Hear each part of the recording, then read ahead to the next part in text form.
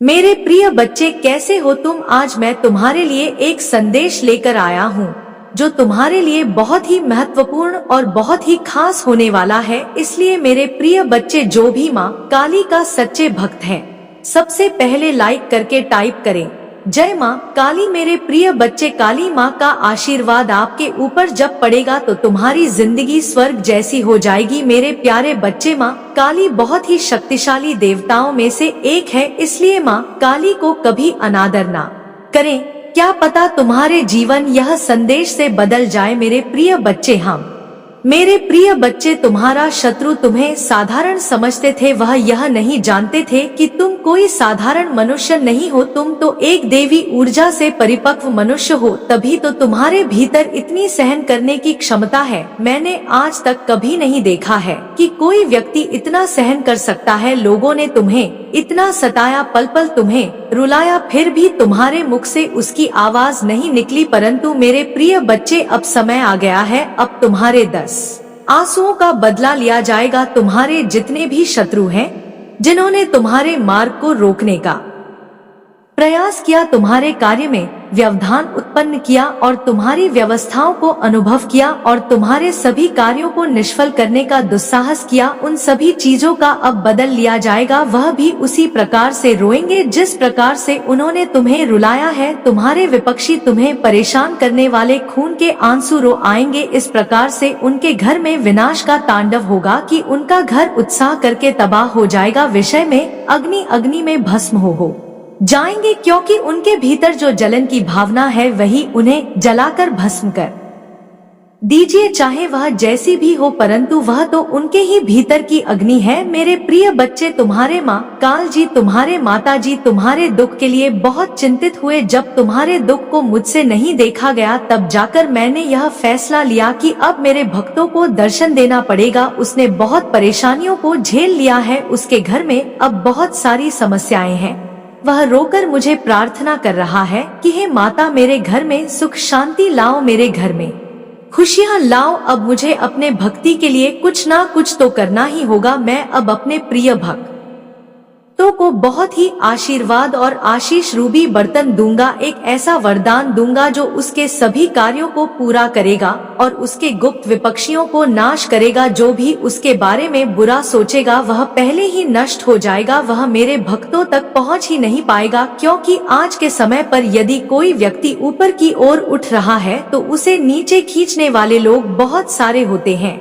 ऐसा ही तुम्हारे साथ हुआ है, तुम भी अपनी रफ्तार में बहुत तेजी से आगे बढ़े थे। जब तुम्हारे विपक्षियों ने देखा, तब उनके अंदर मिर्ची लगी और वे तुम्हारे मार्ग को बाधित करने का प्रयास करने लगे। तुम्हारे उस प्रयास को छीनने का दुष्कर्म किया, तुम्हारे सभी में अंत को बर्बाद किया। ऐसा ही उन्होंने तुम्हारे साथ क्यों किया? क्योंकि वे तो किसी कार्य में सक्षम नहीं है, ना ही वह कुछ करने की योग्य है। वह तो सिर्फ तुम्हें ही देखते थे और तुम्हारे कार्य की जानकारी करते थे कि तुमने यह सब कैसे किया है, कैसे कैसे अपनी व्यवस्था को सुधारा है। किंतु मेरे प्रिय बच्चे, अब तुम चिंता करना बंद कर दो। अब से तुम्हारा सोचा हुआ काम बनेगा और मेरा आशीर्वाद तुम पर और तुम्हारे परिवार पर सदा के लिए बने रहेगा, इसमें कोई दो राय नहीं है। मैंने जो कह दिया सो कह दिया, वह मेरी बात पत्थर की लगी हो गई है। तो मेरे प्रिय बच्चे, यदि तुम्हें अपने माँ काल जी का विशेष रूप से आशीर्वाद प्राप्त करना है और अपनी स्वीकृति मुझ तक पहुँचा नहीं है तो मेरा भाग्यशाली अंकल 108 टाइप करें। जैसे ही कमेंट बॉक्स में मेरे अंक 108 को टाइप करोगे, वैसे ही मेरी कृपा तुम्हारे घर की ओर प्रस्थान कर देगी और तुम्हारे घर जाकर के इतनी खुशियां भर देगी कि तुमने अभी तक जीवन में कभी देखी नहीं होगी। इसलिए मेरे प्रिय बच्चे, यह मेरी गुप्त बात है, इसे तुम गुप्त ही रखना। इन बातों को किसी से मत बताना, अन्यथा बेबी यही कार्य करेंगे और तुमसे आगे निकल जाएंगे। तुम्हारे माँ काल जी ने तुम्हारे लिए बहुत कुछ सोच कर रखा है, परंतु मेरे प्रिय बच्चे, वह मैं अभी नहीं बताऊंगा। बस तुम्हें थोड़ा थोड़ा कार्य शुरू करना है। यदि तुम्हें मैं एकदम से बता दूंगा तो तुम्हारा माइंड चक्र आ जाएगा और तुम कुछ नहीं कर पाओगे, तो उसके लिए तुम्हें प्रतीक्षा करनी होगी। मैं जब अगला संदेश लेकर आऊंगा तो मैं उसमें तुम्हें सारा कुछ बता दूंगा कि तुम्हें उसके लिए क्या करना होगा। तब तक के लिए तुम इतना ही करो, अपना जी जान लगाकर अपने सही रास्ते पर चलो, किसी से प्यार ना करो, किसी को बुरा ना कहो और किसी को अपनी बातें बिल्कुल भी मत बताओ, चाहे वह अच्छी हो चाहे वह बुरी हो। अपनी सारी बातों को तुम्हें गुप्त ही रखना है, किसी के सामने प्रस्तुत नहीं करना है, क्योंकि अपनी जो खास बातें हैं वह किसी से बताई नहीं जाती हैं। ऐसा करने से तुम्हारा ही नुकसान होगा, क्योंकि जब एक बार तो तुम्हारे जीवन में सुधार आ जाएगा तो उसको तुम बनाकर रखना, किसी भी तरीके से बिगड़ता मत देना, क्योंकि मैंने जो प्रयास तुम्हारे लिए किया था वह तुम्हारे लिए बेहतर था। मुझे इसके लिए बहुत मेहनत करनी पड़ी है, तब जाकर मैं यह सब तुम्हारे लिए कर पा रहा हूँ। इसलिए मेरे प्रिय बच्चे, इस अवसर को कभी भी हाथ से जाने ना दे, अभी इसे ठुकराना नहीं। परंतु मेरे प्रिय बच्चे, एक बात हमेशा याद रखना, यदि तुम्हें किसी ने दुख दिया है, तकलीफ दी है, तेरा दी है और परेशान किया है, तो वह कभी भी सुखी नहीं रहेगा और ना ही कभी उसके घर में खुशियाँ आएंगी। वह तुम्हारी बातों से सदैव परेशान रहेगा, उसके घर में कभी भी किसी प्रकार की खुशी नहीं रहेगी। जो भी करेगा उसका भी कोई कार्य यह पूर्ण नहीं होगा और सभी मार्ग उसके बाधित होते रहेंगे। उसका बैठे बैठे इतना नुकसान हो जाएगा कि वह सोच भी सकता है। तुम बस अपने अंदर सब्र रखो, आप सब कुछ तुम अपने आप पर नहीं, अपने माँ काल जी पर और अपनी माता पर छोड़ दो। इसका न्याय तो मैं स्वयं ही करूँगा। मैंने जो तुमसे कह दिया तो कह दिया, उसके लिए तुम स्वयं देखोगे। जिन्होंने तुम्हें नीचा दिखाया उनका घर किस प्रकार से होने वाला है। उनके घर में सारी खुशियाँ छीन ली जाएंगी। दुख का ऐसा मौसम उनके घर में हो जाएगा कि वह दोबारा कभी भी तुम्हारे साथ ऐसा कम नहीं करेंगे। परंतु मेरे प्रिय बच्चे, कभी कभी अपने मार्ग से भटक जाते हो, तुम भी कभी कभी अपने उद्देश्य से भटक जाते हो, क्योंकि तुमने अपने मन पर इतना बाहर रख दिया है। तुम अपने मन से इतना काम लेते हो कि भाई यह सुनिश्चित नहीं कर पाता है कि तुम्हें आगे क्या करना है और कैसे करना है। यदि तुम अपनी मन और मस्तिष्क को प्रेस नहीं रखोगे तो तुम कुछ भी नहीं कर पाओगे। स्थिति में तुम जो भी निर्णय लगे वह तुम्हारा व्यर्थ चला जाएगा और उसमें तुम्हारा कोई है और कोई बड़ा नुकसान भी हो सकता है। जब भी कोई कार्य करो तो उसे सोच समझ कर करो, उस पर विचार करो, परंतु बेमतलब के विचार अपने मन में मत लाओ। मैं अक्सर देखता हूँ कि तुम चिंताओं में जब ग्रसित होते हो तो अपने मन में इतने विचार लेकर के आते हो, इतने विचार लेकर के आते हो कि जैसे समुद्र में पानी होता है। मेरे प्रिय बच्चे, मस्तिष्क तुम्हारा इतना बड़ा नहीं है कि तुम उसमें इतने सारे विचारों को एक साथ प्रकट करोगे। वह तो सिर्फ शांत होकर के अपनी गति, स्थिति, अपने रहन सहन और अपने कार्य के बारे में सोने के लिए होता है। उसे पर कैसे क्या करना है तो शांति का परिचय देते हुए तुम्हें सोचना और विचार करना चाहिए। मेरे प्रिय बच्चे, यदि ऐसी भावनात्मक विचार तुम अपने भीतर प्रकट करोगे तो तुम उसी में डूबे रहोगे, क्योंकि ज्यादा सोचने से तुम्हारे मस्तिष्क पर जोर पड़ेगा और फिर तुम्हारे मस्तिष्क में दर्द भी होने लगेगा, फिर तुम और परेशान होने लगोगे। इसीलिए मेरी मानो इतनी विचारों की धाराएं अपने मन में ना लाओ। मेरे प्रिय बच्चे, यदि मेरी बातों से सहमत हूँ तो हाँ टाइप करो कि मेरे माँ काल जी ने आज जो भी मेरे जीवन की घटना का वर्णन किया है वह सत्य है, उसमें कोई भी त्रुटि नहीं। मैंने अपने जीवन में इन सब चीजों का आभास और अनुभव किया है, वही सब मेरे प्रभु मेरे लिए प्रस्तुत कर रहे हैं। मेरे प्रिय बच्चे, अब तुम चिंता करना बंद कर दो। अब से तुम्हारा सभी सोचे हुए कार्य बनेंगे और तुम्हारा नाम और काम होगा, क्योंकि आप स्वयं, तुम्हारे प्रभु और तुम्हारी माता का आशीर्वाद तुम्हारे ऊपर सीधा आ रहा है। क्योंकि तुमने अपने जीवन का जो भी प्रेताम सुना, उसने तुमने बहुत कठिनाइयों को देखा। उसे कठिनाइयों को देखते हुए तुम्हारे प्रभु माँ काल जी ने तुम्हारे लिए कुछ अद्भुत और अनोखा लेकर आने वाले हैं।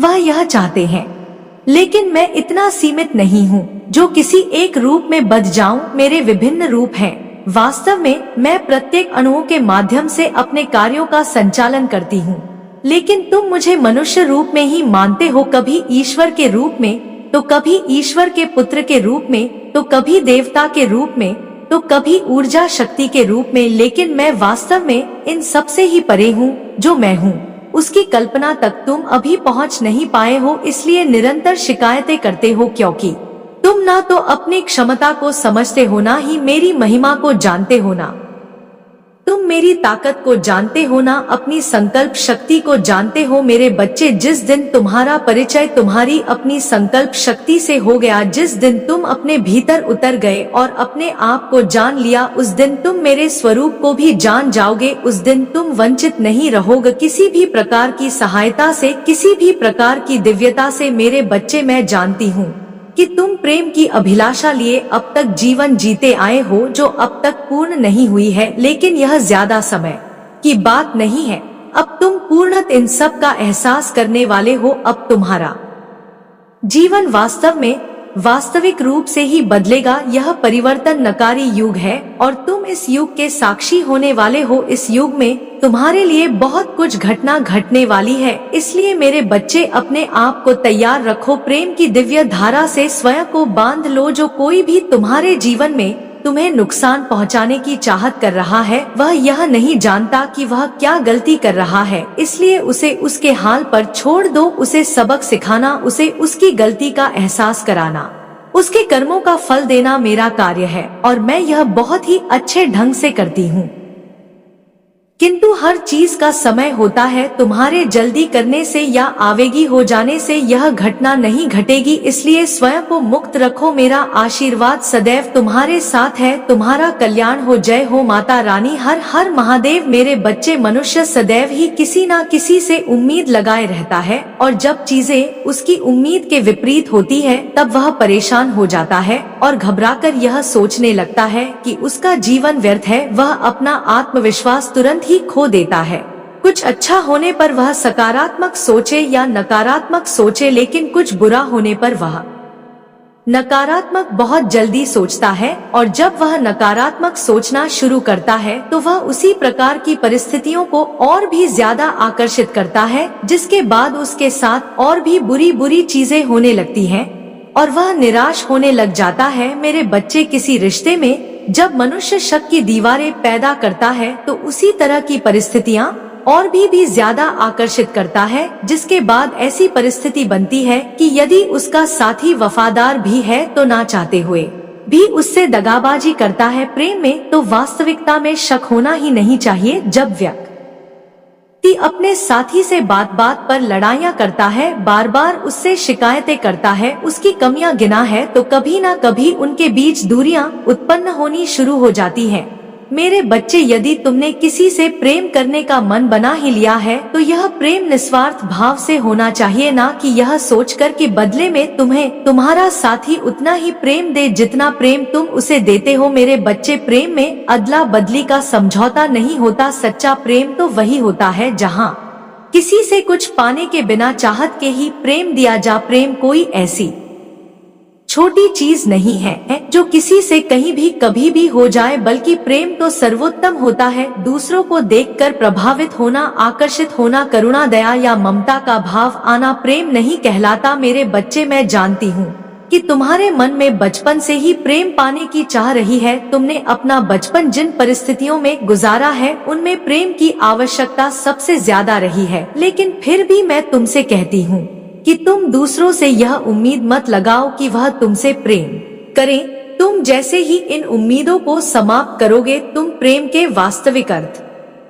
को समझ जाओगे और अपने जीवन में इतना प्रेम आकर्षित करने लगोगे कि हर कोई तुम्हारे व्यक्तित्व का कायल हो जाएगा। मेरे बच्चे, तुमने मुझसे बहुत प्रार्थनाएं की हैं।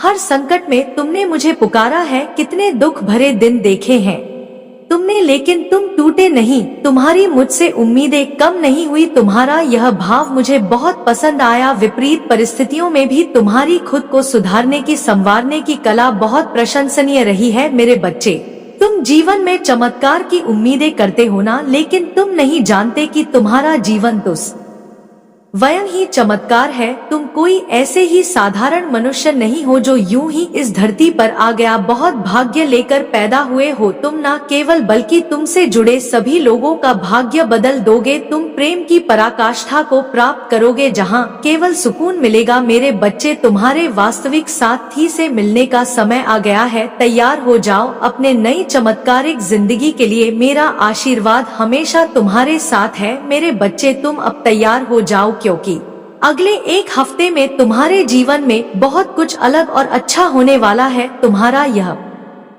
प्रेम भरा जीवन अब परिवर्तन की ओर बढ़ रहा है। तुम जो इच्छा कर रहे हो, जो मांग रहे हो, वह तुम्हें बहुत ही जल्द प्राप्त होने वाला है। यह प्रकृति तुम्हें वह सब कुछ देने के लिए आतुर हो रही है। तुम पूर्ण रूप से अपने जीवन में बदलाव को अब अवश्य ही देख पाओगे। जो खुशी तुम्हारे भीतर अंकुरित हो रही है, वह विशाल वृक्ष के समान तुम्हें फल देने के लिए व्याकुल है। यह प्रकृति नई खुशबू तुम्हारे जीवन में बिखेरने वाली है। अब बहुत जल्द ही ऐसा हो मेरे बच्चे। आज तुम्हें मेरा आशीर्वाद मिलने वाला है और इसके लिए तुम्हें चुना गया है।